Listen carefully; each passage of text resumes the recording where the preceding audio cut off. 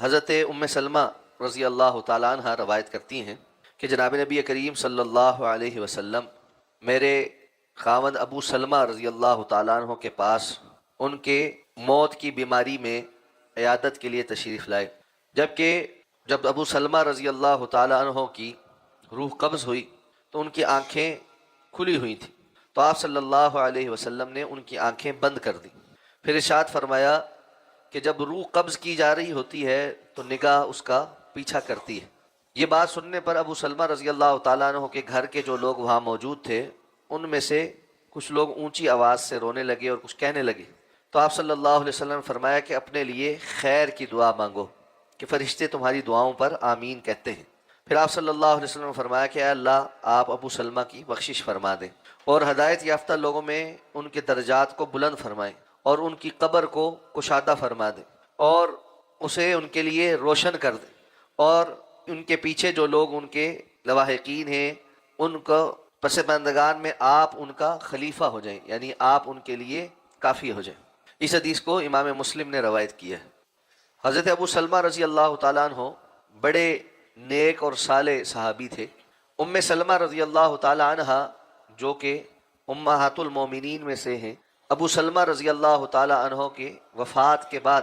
رسول اللہ صلی اللہ علیہ وسلم کا ان سے نکاح ہوا۔ ابو سلمہ رضی اللہ تعالیٰ عنہ کی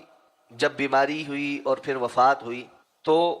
آپ صلی اللہ علیہ وسلم نے صبر کی تلقین کے ساتھ ایک دعا سکھلائی ام سلمہ کو کہ آپ یہ دعا مانگا کریں، اللہم اجرنی فی مصیبتی واخلف لی خیرا منہا، کہ اللہ میری اس مصیبت سے مجھے نجات عطا فرما اور میرے لیے اس میں سے زیادہ خیر برآمد فرما۔ آپ نے فرمایا کہ جو بندہ بھی اپنی مصیبت کے وقت میں یہ دعا پڑھتا ہے اللہ اس کو اس مصیبت سے نجات بھی دیتا ہے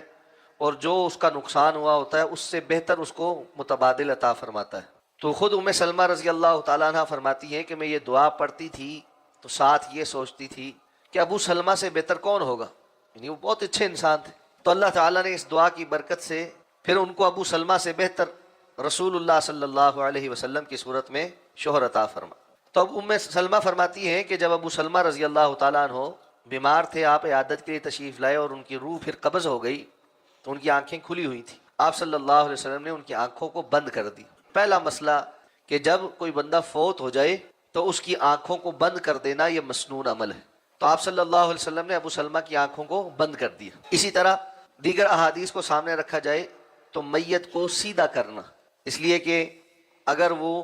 بازو وغیرہ سیدھے نہ ہو، چہرہ سیدھا نہ ہو، آنکھیں بند نہ کی جائیں تو تھوڑی دیر میں جب باڈی ٹھنڈی ہو جاتی ہے تو پھر سب اعضاء اس جگہ پر جم جاتے، تو بعد میں وہ صحیح نہیں ہو سکتے۔ اس لیے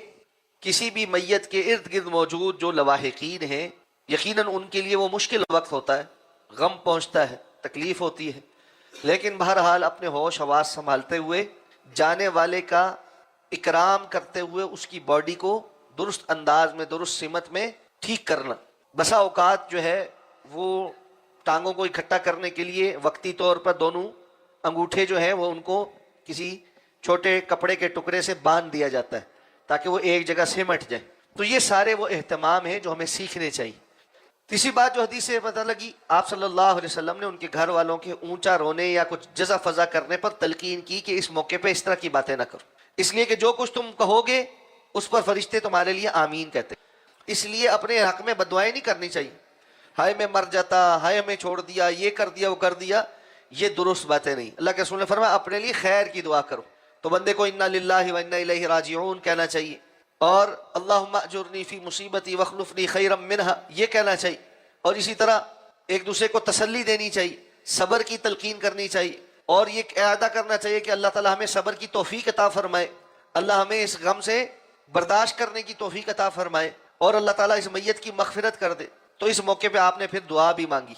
یا اللہ ابو سلمہ کی مغفرت فرما دے، یا اللہ ان کے درجات ہدایت یافتہ لوگوں میں بلند کر دے، ان کی قبر کو وسیع کر دے، اس کے اندر نور بھر دے، اور ان کے گھر والوں کے پیچھے آپ خلیفہ بن جائے، یعنی ان کے گھر والوں کے ابو سلمہ رضی اللہ تعالیٰ عنہ کے بچے کافی تعداد میں تھے اور چھوٹے تھے۔ رسول اللہ صلی اللہ علیہ وسلم نے جب ام سلمہ رضی اللہ تعالیٰ عنہ سے نکاح کیا تو ابو سلمہ رضی اللہ تعالیٰ عنہ کے بچوں کی کفالت کی ذمہ داری بھی ادا کی۔ یہ بھی دین کے ایک بڑا اہم موضوع ہے کہ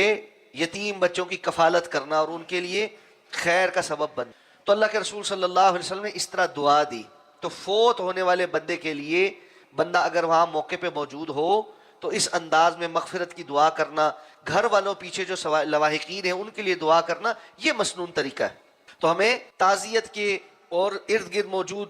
جو لوگ ہیں ان کے ساتھ کس طرح تعامل برتنا ہے، اس سب کے سیکھنے کی ضرورت ہے. اللہ سمجھ کر عمل کرنے کی توفیق عطا فرمائے. سبحانک اللہم و بحمدک، نشہد ان لا الہ الا انت، نستغفرک و نتوب الیک.